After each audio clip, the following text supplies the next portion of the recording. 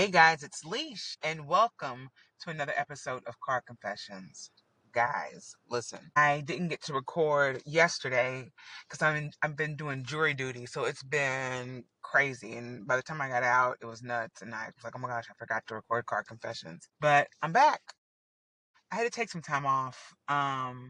If you guys listened to the podcast episode this week, I shared, that my daughter went to college and, we're trying to get everything set up for that. And now she's in college, doing her thing, having a great time.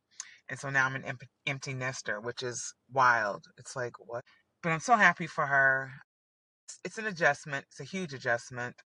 For those of y'all who have had children move away, it's intense, right? Like, I feel like the past 18 years, my life has been devoted to her, and I wouldn't have had it any other way. I promised her, I don't know if she knew this, like I said this to her, but I said this to her when I actually had her.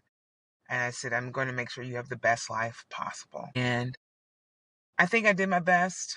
It was not easy, let me tell you. Being a single mom is rough.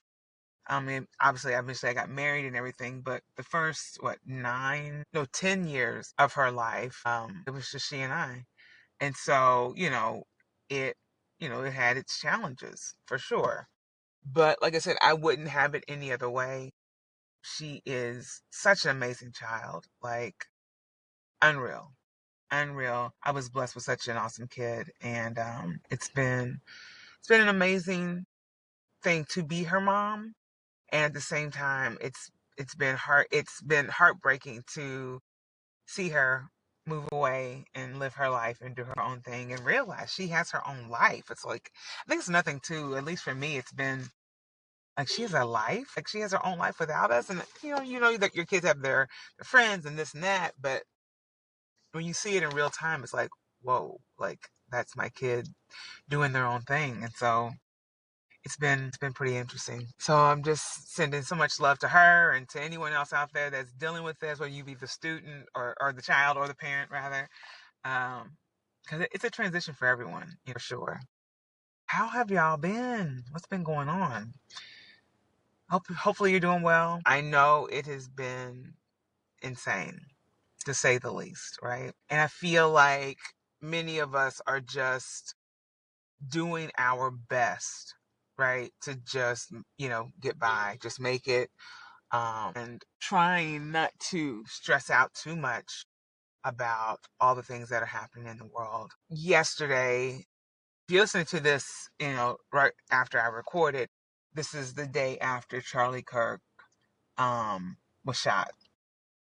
And it's been really, crazy. Beyond Charlie Kirk being shot, it's just been insane in general here in America.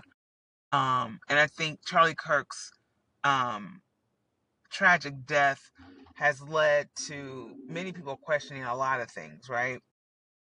But I think for me, it's a thing of, was this something that was a part of his fate, right? I mean, his rhetoric was around the Second Amendment, and the right to bear arms, and him feeling like guns were necessary in the society, and that shootings, people getting shot, was basically based off the fact that people had their rights to do so, right?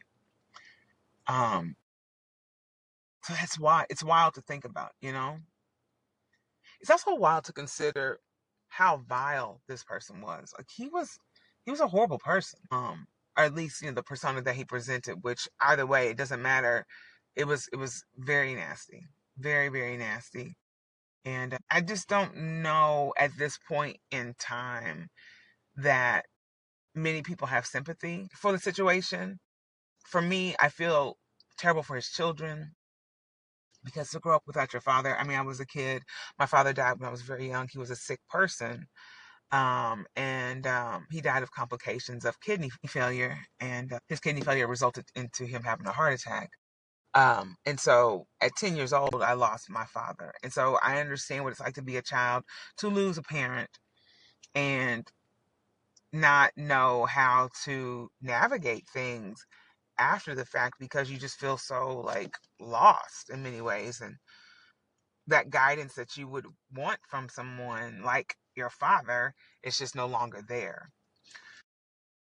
So, really sending out lots of love and, and support in the ways that you can support someone, this way to the children. It's not much more I can say about that because it is what it is. Well, I will say, the videos that have been going around too of, the actual footage, intense, intense.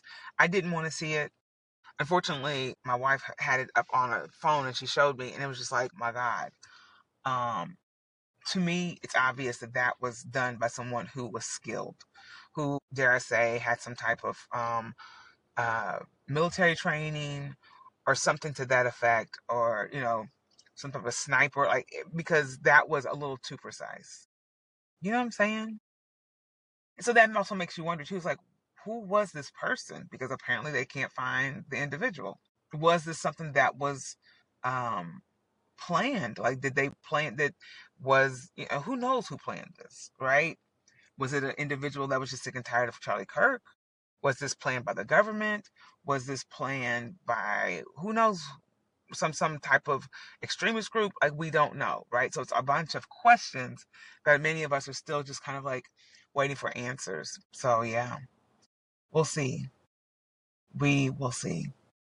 Today's 9/11, and as many of us who lived in New York during 9/11, it was such a crazy time, such a tragic time. And when I think about that day, it just doesn't even. And I think about myself now, what I know now versus what I didn't know then. And I wish I could have told myself then about what I know now, and basically share that this government knew all along. This was not some unprovoked attack. We have been the bullies the whole time, and our government did this in the name of, power, supremacy, and were willing to sacrifice their own citizens in that actual, I just wonder what's going to come of this country. Who knows, right? We're just constantly, in this limbo of what the hell is going on. So what I do understand, we are just in a state of, I don't even know, like, we're just in a state of frustration, in a state of hurt, anger, and all the things like that, right? Confusion, trying to sift through what is real, what is not real. And I think for me at this point, and things can change because that's life, and that's how, when humans, we evolve and we change and we grow and we learn. But I think when things get crazy, confusing like this for me, I just have to resort to love. Because love is love, right? And I have to gravitate towards love. And I cannot allow myself to be in these spaces where confusion leads to anger, leads to frustration, leads to, God knows what else. Because that's what's happening. And not just here in the United States. I mean, looking at Nepal as well, the outrage from the citizens, and rightfully so. Like, this is not just, they don't have the right to do this. This is justified. People are tired. And the leaders of not just this country, but countries around this world are just playing games with us, with our lives, with how we operate and how we live on a daily basis. And it's frustrating. Listen, it's frustrating. It's unbelievable. Because I think for many of us, we wanted to believe in these leaders. We wanted to believe that they were here to protect us and guide us and govern us and all these things. And then you realize many of them, it's just about their ego. It's just about how high they can get in the rankings of their particular position or whatever that looks like. It has nothing to do with you or the fact that they really are here. They want to work for the people. It has nothing to do with that. And that's sad, right? When you think about it, it's really sad.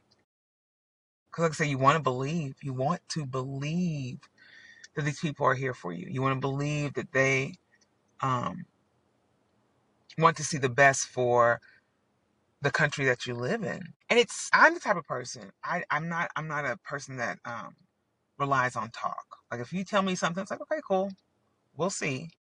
Because I need to see the action. I need to see the action. I need to see what's actually going to take place. Because people can tell me stuff until they're blue in the face and nothing gets done. Right? So for me, it's that thing of I need to see exactly what's going on, the actions that you claim that you're going to put in place, what you've said, all this mumbo jumbo. And I've talked about this several times here on Car Confessions. Like, you know, the infrastructure here in New York City is garbage. Like garbage is not even the word. Like even down to my apartment, falling apart, y'all. Like it's unreal. And you can complain to this person, to that person, this, that, and the other. And it feels like you're just talking into, space and no one can hear you and no one can see you. And it's just like, what am I doing any of this for? Right? What am I paying into this system for? Why am I paying this damn rent? Why am I paying anything really? Because a lot of the things that you are paying for, you're not really seeing the return in it, right? Like I said, my apartment's falling apart. Like it's literally crumbling, right? My landlord could care less. We pay into this system, this government. Like I said, the infrastructure is a mess here. Our healthcare is, through the roof. I mean, luckily I've been blessed to have good healthcare, but for other people, that's not the case. It's like we pay all these taxes. Listen, even down to college tuition, like the tuition at the school my daughter goes to is just unbelievable. It's unbelievable. And still and yet we're expected to pay for this stuff. You know? It's wild. It is wild. But I tell you what, for me, like I said, I have to choose love. And sometimes that means loving myself and taking myself out of situations that are not causing, that are causing more harm than good.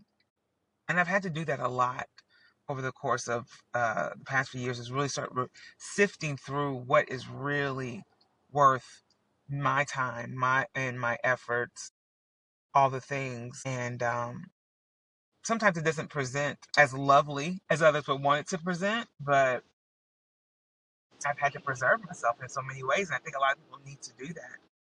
Even when it comes down to watching so much social media or even news coverage or whatever, even when some people are just spewing negativity and toxicity into you about maybe someone else, maybe not directly at you, but just sending a lot of negative messaging. It's best to just remove yourself and find that love, find what brings you joy. I was meditating before I started this Car Confessions, and every morning I meditate. It's something that brings me joy.